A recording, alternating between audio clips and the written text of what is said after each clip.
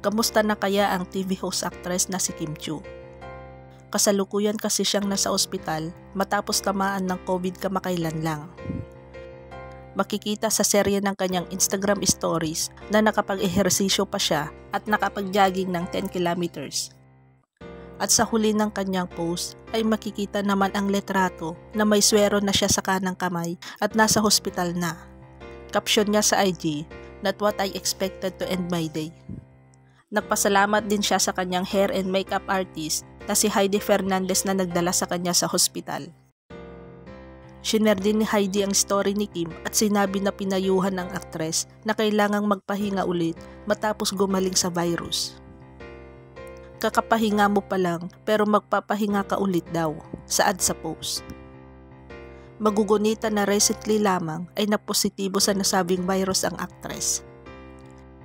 Sa bandera, ibinalita na tinamaan siya ng COVID nang nagkaroon ng face-to-face press con ang pinagbibidahan niyang teleserye na Linlang noong January. Pati ang co-star niyang si Paulo Avellino ay positibo rin sa virus kaya sa Zoom sila humarap sa entertainment media noong araw na yun.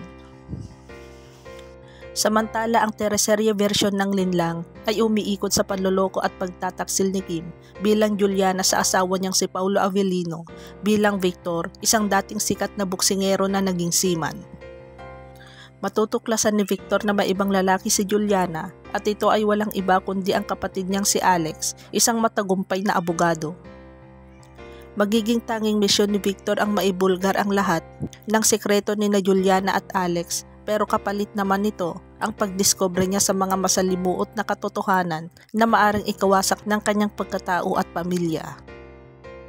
Kasama sa cast ng Linlang, sina Maricel Soriano at Ruby Ruiz at ang isa sa rising stars ng ABS-CBN na si Kayla Estrada.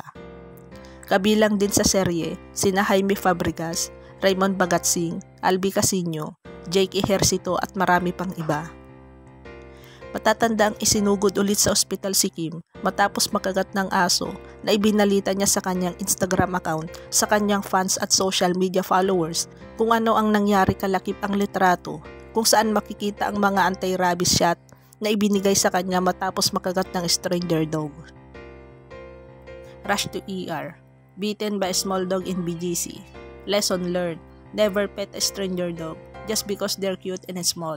To all the owners walking their dogs, please be mindful and always keep them on a leash. Look after them and never leave them unattended.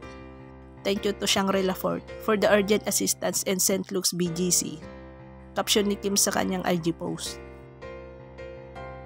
Sa isang litratong ipinost noon ni Kim ay makikitang kasama ang ex-boyfriend niyang si Sian Lim at ilang kaibigan nang dalhan siya sa ospital. Of course, nag-aalala ang kanyang fans sa nangyari sa kanya, kasabay ng pagbuhos ng get well soon messages.